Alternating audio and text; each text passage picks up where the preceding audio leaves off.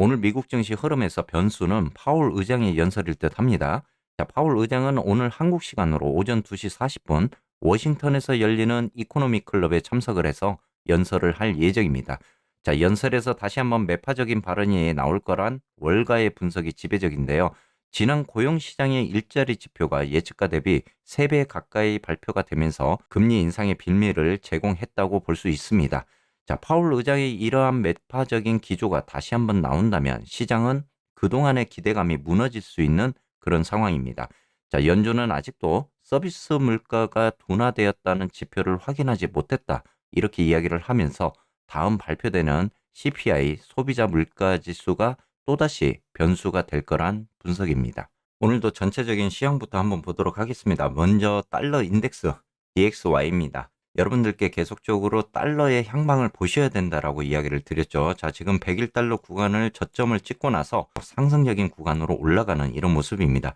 지금 현재 위에 상방적인 구간 103달러 구간에서 다시 한번 치고 올라가는 모습이 나온다면은 증시에도 조금 영향을 줄 수 있다. 이런 이야기도 드렸습니다. 아직 저항적인 구간에서 오늘은 조금 소폭의 이런 하락적인 부분을 보여주고 있는데 이러한 것들은 이제 오늘 파월 의장의 연설에 따라서도 증시의 방향성이 다시 한번 나올 수 있는 그런 중요 길목이 될 것 같습니다. 이렇게 달러가 103달러 구간을 돌파하게 되면은 위에 EMA 지금 60선, 120선이 자리를 잡고 있는 이 104달러 구간까지도 다시 돌파 시도를 할 것으로 이렇게 보여지고 있습니다. 이러한 달러가 상승을 하게 됐을 때 증시에도 좀 더 이 압박적인 그런 구간들을 보여줄 수 있는 만큼 여러분들이 좀 대응을 잘 하셔야 될 부분인 것 같습니다. 이렇게 달러가 상승을 하게 되었을 때 10년물의 금리도 상승을 하는 그런 모습을 보입니다. 10년물도 지금 3.6% 구간, 그리고 밑에 하방 쪽으로는 3.3% 구간에서 박스적인 구간을 만들면서 횡보를 하는 이런 모습을 제가 말씀을 드렸었고, 이후에 지금 3.6% 구간까지 올라가는 이런 모습입니다. 아직 추세 방향으로 봤을 때는 위쪽에 저항적인 구간이 한 번은 더 남아있는 구간입니다. 자, 이 구간을 돌파를 했을 때 다시 한번 10년물도 3.7% 구간까지 돌파 시도에 대한 부분들을 올라갈 것 같고요. 자, 지금 앞에 개파락적인 이 큰 하락폭에 대한 부분까지도 한번 갭을 메꾸러 가는 이런 상황이 벌어질 것 같습니다. 자, 이렇게 됐을 때 TLT와 그리고 TMF에도 좀 더 영향을 줄 수 있는 그런 상황이 될 것 같습니다. 자, 다음은 SPX 차트도 보시게 되면은 지금 그동안의 빅테크 실적들이 이제 마무리가 되어가는 모습들입니다. 자, 오늘도 이제 펩시코와 더불어서 헬스케어주, 경기 방어주들의 또 실적들이 남아 있습니다. 자, 그동안에는 어닝 미스에 대한 부분들이 나오는데도 이렇게 기대감적으로 지금 증시를 끌어올리는 이런 모습을 보였습니다.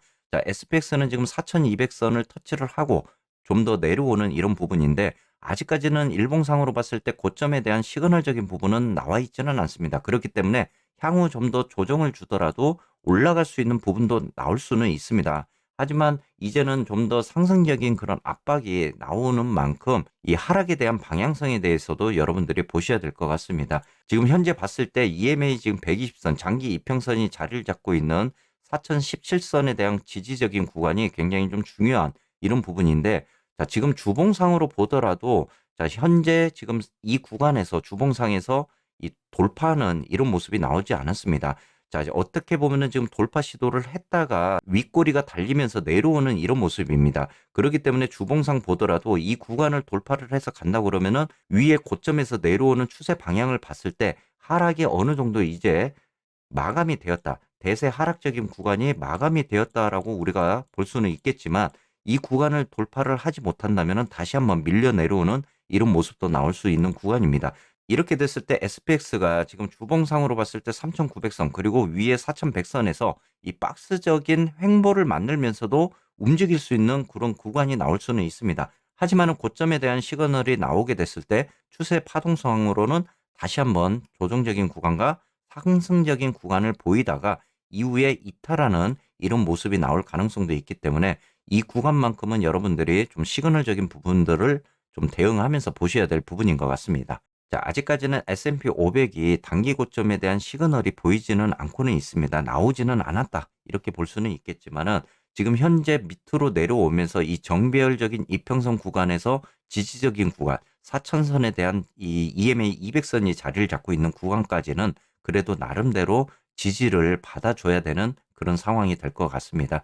자, 만약에 이평이 흐트러지면서 이 장기 이평선에 대한 구간이 이탈을 하게 되면 다시 S&P 500도 밑으로 하방 쪽으로 좀 더 빠지는 이런 형태가 나올 것으로 보여집니다.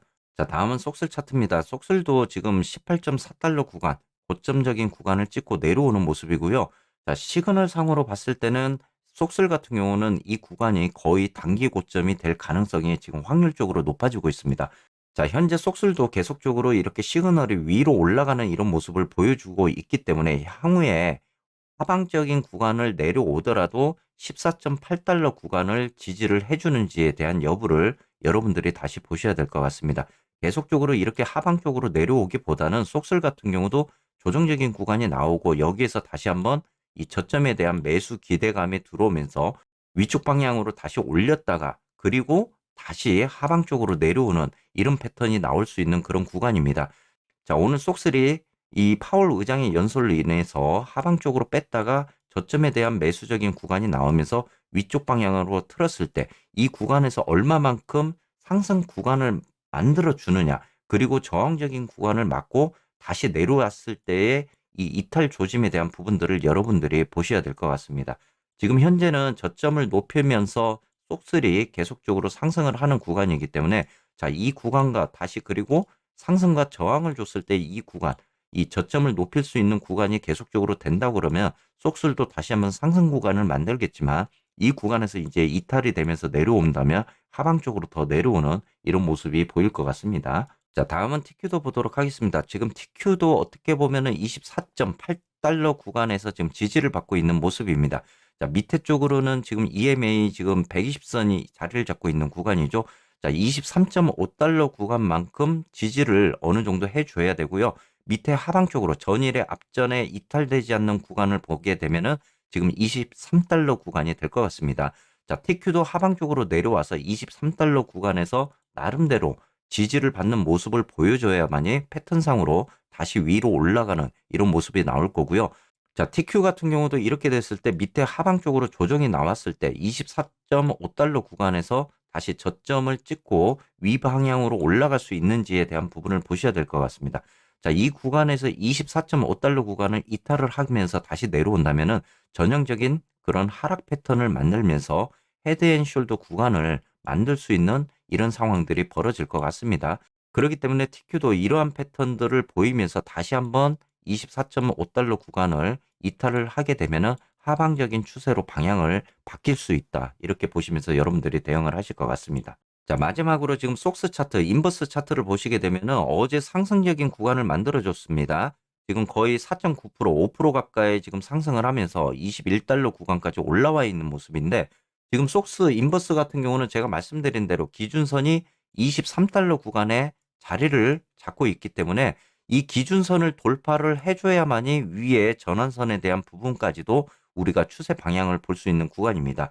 자, 아무래도 지금 오늘 다시 한번 이 저항적인 추세 라인에 지금 자리를 잡고 있기 때문에 오늘 인버스가 다시 한번 상승을 해서 23달러 구간까지에 대한 부분을 보셔야 될 것 같고 지금 인버스가 이렇게 23달러 구간에 안착을 해서 다시 한번 상승적인 구간을 만들어주고 다시 조정적인 구간 그리고 이후에 상승하는 이런 패턴들을 만들어줄 가능성이 굉장히 확률적으로는 높아지고 있습니다. 그래서 인버스 지금 가지고 계신 분들도 제가 좀 더 인내를 가지고 조금 기다리셔야 된다라고 지속적으로 이야기했던 부분이잖아요. 자, 오늘 한 번 더 이 속스가 23달러 구간을 돌파하는지에 대한 여부도 여러분들이 오늘 확인이 꼭 필요한 그런 부분인 것 같습니다. 자, 아무쪼록 지금 증시가 오늘 파월의 입에 달렸다. 이렇게도 볼 수는 있지만, 자, 의외로 이렇게 제2의 잭슨홀 미팅에 연설이 되지 않겠느냐라는 그런 분석들도 나오고 있습니다.